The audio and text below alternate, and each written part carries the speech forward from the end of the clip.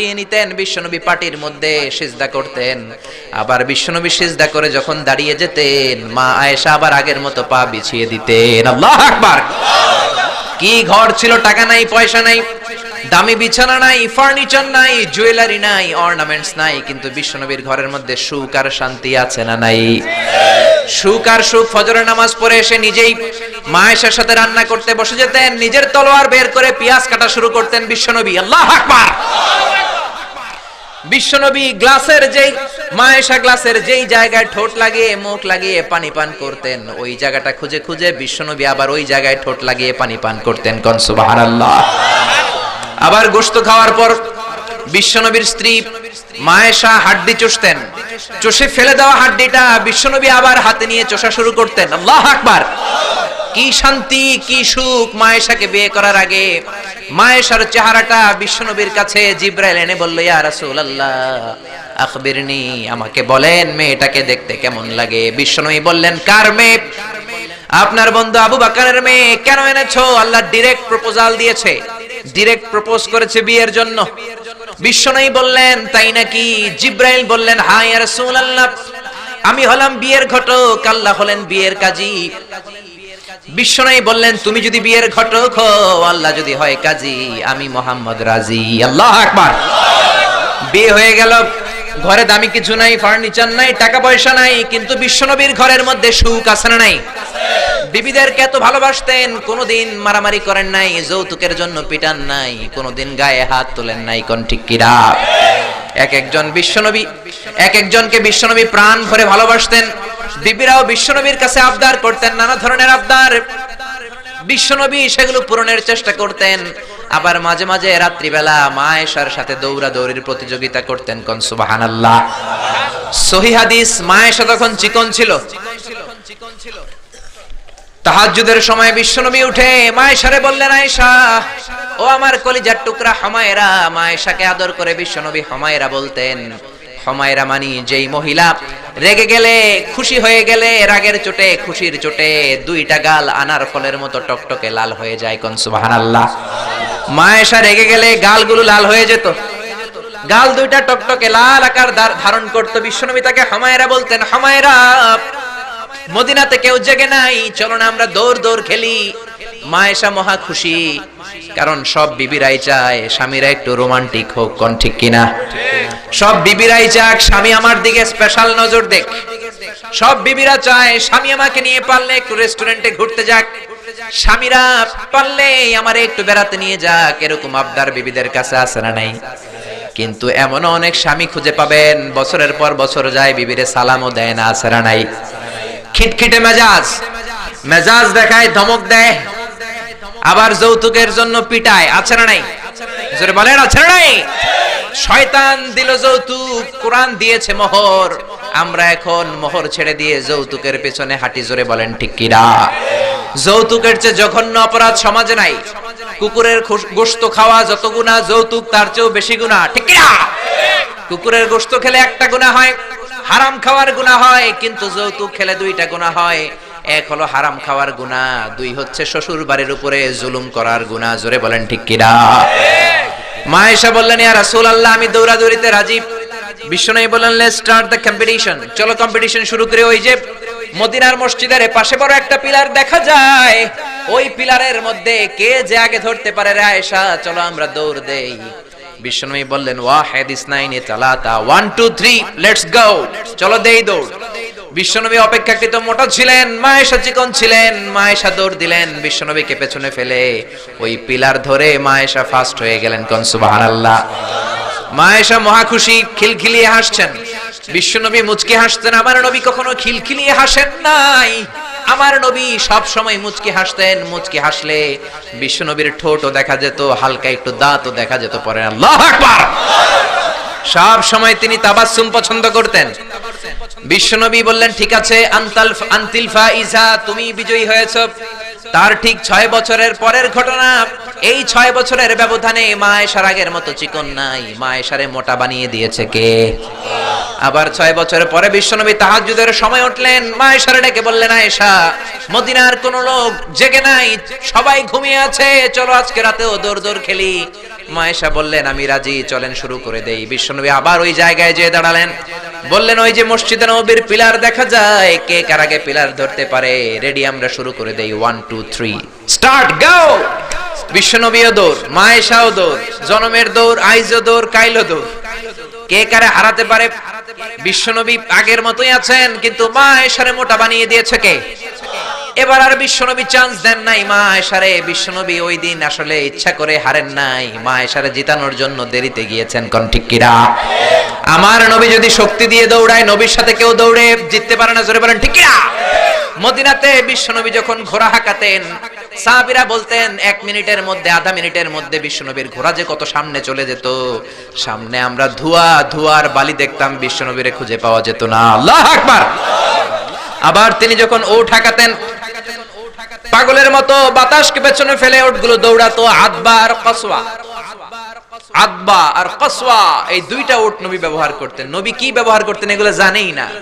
সালমান খান কোন ব্র্যান্ডের টিস্যু দিয়া টয়লেটে যায় এটাও জানে। কোন নায়ক কি করে, সাকিব আল হাসান কোন ড্রিঙ্কস খায় এরকম মাসেল বানাইছে, সবার মুখস্থ আছে না নাই? এরপরে মাশরাফি কেমনে পেস বল করে, ওই প্র্যাকটিস আছে না নাই? কে কেমন কি করে সব মুখস্থ, কিন্তু নবীরা কেমন চলতেন, নবীদের সুনান কি ছিল এটা আমাদের জানা নাই। জোরে বলেন ঠিক কিনা? বিশ্বনবী যদি দৌড়ের মতো দৌড় দেয় কেউ পারে না, এমন শক্তি আল্লাহ বিশ্বনবীর মাসলের মধ্যে দিয়েছেন। কাউরে একবার ধরলে খবর আছে না নাই? মক্কার সবচেয়ে বড় কুস্তিগিরের নাম হলো রুকানা। রুকানার সাথে কুস্তিতে কেউ পারে না। সাহাবীরা বললেন ইয়া রাসূলুল্লাহ, ইয়া হাবিবাল্লাহ, কোনদিন আপনি রুকানার কাছে যাবেন না, কেননা রুকানা হলো সবচাইতে বড় কুস্তিগির, রুকানা কুস্তি দিলে আপনি পারবেন না। কিন্তু বিশ্বনবীর দাওয়াত তো কোনো গুটি কয়েক মানুষের জন্য নয়, সবার জন্য। ঠিক কি না? সবার জন্য দাওয়াত দিতে হবে। বিশ্বনবী ফজরের নামাজের পরে সাহাবাদের চোখকে ফাঁকি দিয়ে রুকানার কাছে চলে গেল। রুকানার কাছে যে বলল ইয়া রুকানা আসলিম তাসলাম, ইসলাম ধর্ম গ্রহণ করো, শান্তি দিবে কে?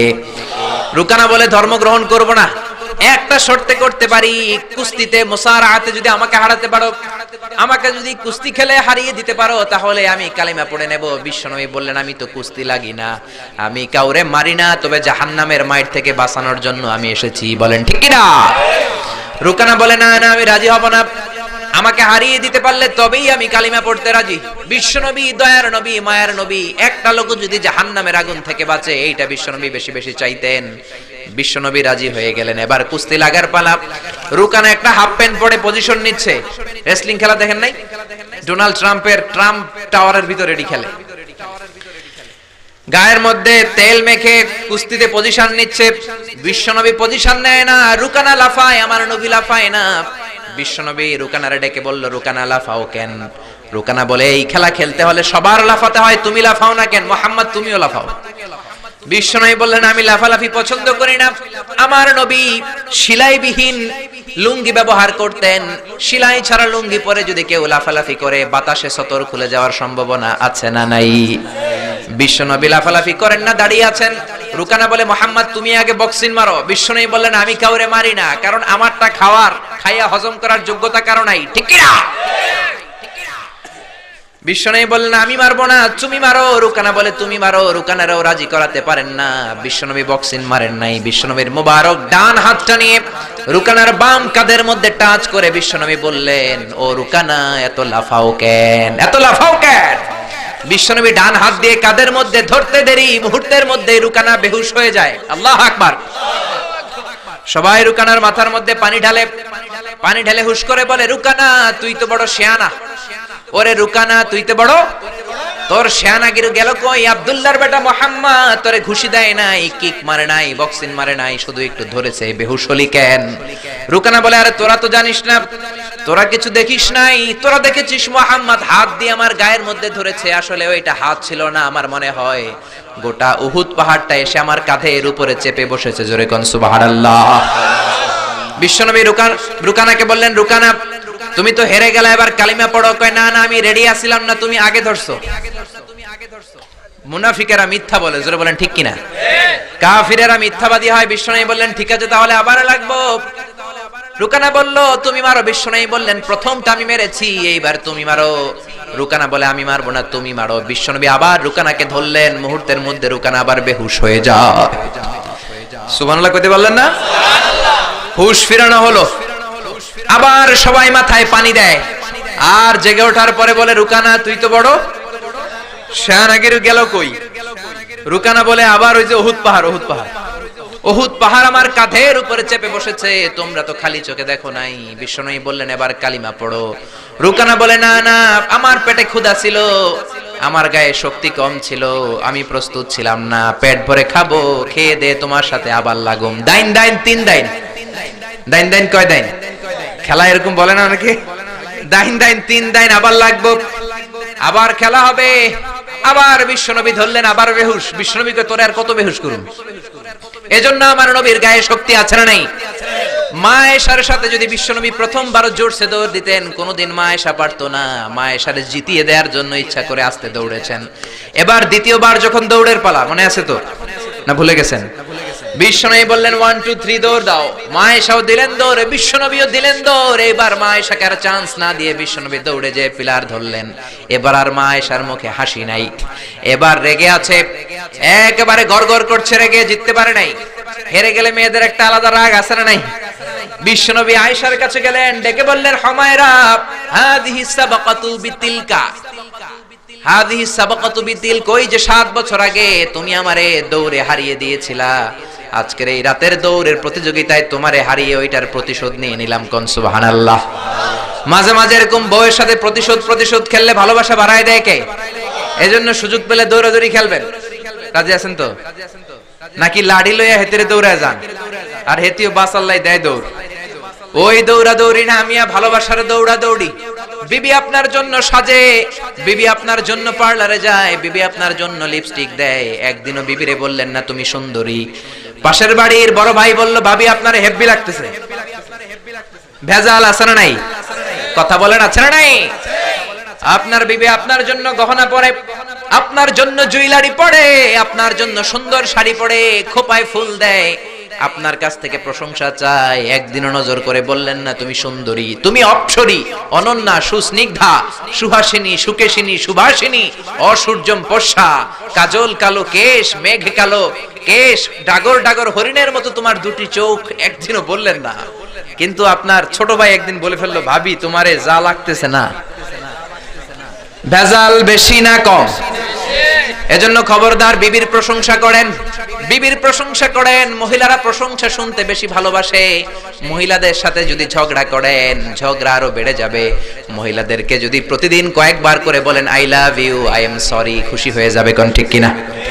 বিয়ে করার আগে প্র্যাকটিস করবেন আই লাভ ইউ, আর প্র্যাকটিস করবেন I am really sorry. Sorry কইতে না পারলে খবর আছে। আপনি দোষ করলেও সরি, উনি দোষ করলেও আপনি সরি। বারবার সরি আপনাকেই বলতে হবে, তাহলে ফ্যামিলিটারে জান্নাতি ফ্যামিলি বানিয়ে দিবে কে? আর যদি মেজাজ দেখান, আর যদি ঝগড়া করেন, ওই ঝগড়াগুলো ছেলে মেয়েরা শিখবে, ঘরটারে জাহান্নামের ফ্যামিলি বানিয়ে দিবে কে? এজন্য নিয়ত করেন, মহিলাদের কাজের প্রশংসা করবেন, মহিলাদেরকে ভালোবাসবেন।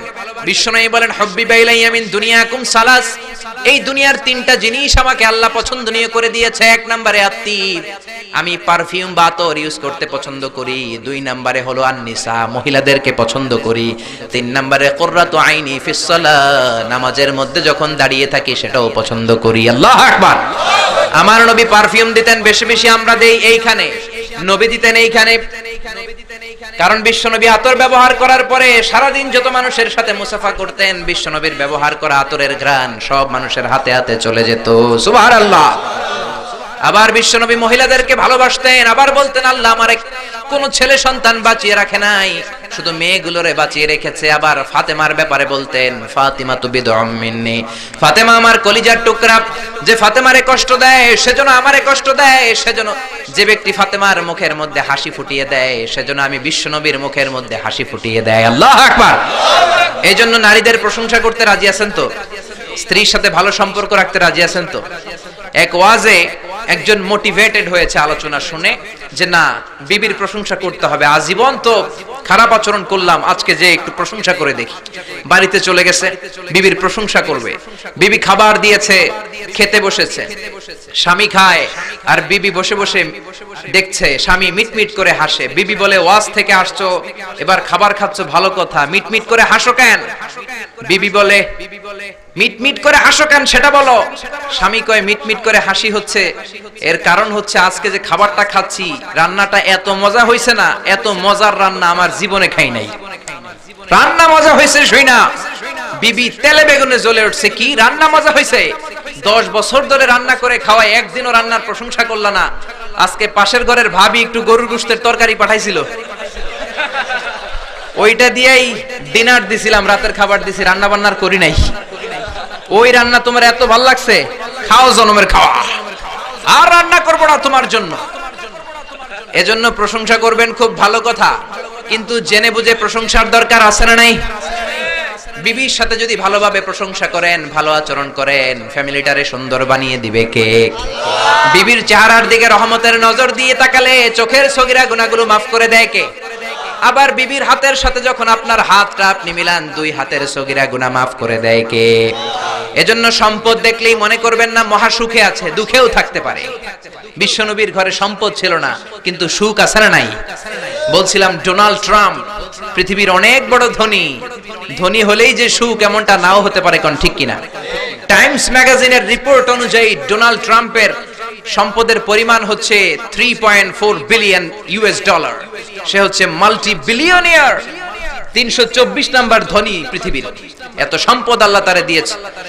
রিয়েল এস্টেটের বিজনেস দিয়ে সে এত বড় ধনী হয়েছে, ডলার দিয়ে সে সব ভোট কিনে নিয়েছে। জোরে বলেন ঠিক কিনা? হাজার হাজার কোটি টাকার মালিক। Trump tower, Trump Taj Mahal, Trump hotel, অভাব নাই। ট্রাম্প হোটেল একটা তার আছে, প্রায় 50-60 তলা। ওই হোটেলের যতগুলা জানলা আছে সবগুলা জানালা 24 ক্যারেটের গোল্ড দিয়ে বানানো। জোরে কোন নাউযুবিল্লাহ। এরকম সম্পদের পাহাড় করেছে, কিন্তু সম্পদের পাহাড় করলেই তোমার সব কথার সাথে আমরা একমত নই। নির্বাচনে জেতার আগে সে ঘোষণা দিয়েছিল মুসলিম ইমিগ্রেন্টদেরকে সে দেশ থেকে বের করে দিবে। জোরে কোন ঠিক কিনা? নিজের ইতিহাসকে সে ভুলে গিয়েছে, মুসলমানদেরকে খেদায় দিতে চায়। ডোনাল্ড ট্রাম্পের বাপ দাদা কিন্তু আসল আমেরিকান নয়, ওর বাবা এসেছে জার্মানি থেকে। ওর বাবা হচ্ছে জার্মান, মা হচ্ছে স্কটিশ, স্কটল্যান্ড থেকে এসেছে। আপনারা জানেন জার্মানি হচ্ছে ইউনাইটেড স্টেটস অফ আমেরিকা থেকে 8000 কিলোমিটার দূরে। তোর বাবা এসেছে 8000 কিলোমিটার দূর থেকে আমেরিকায়, মা এসেছে স্কটল্যান্ড থেকে আমেরিকায়। মুসলমানদেরকে খেদানোর জন্য তোর চুলকানি বাড়ছে। জোরে কোন ঠিক কিনা?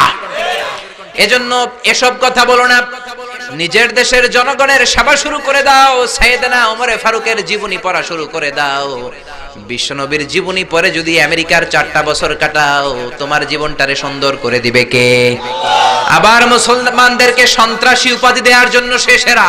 এক একটা বড় মুনাফিক, এক একটা আমেরিকার প্রেসিডেন্ট।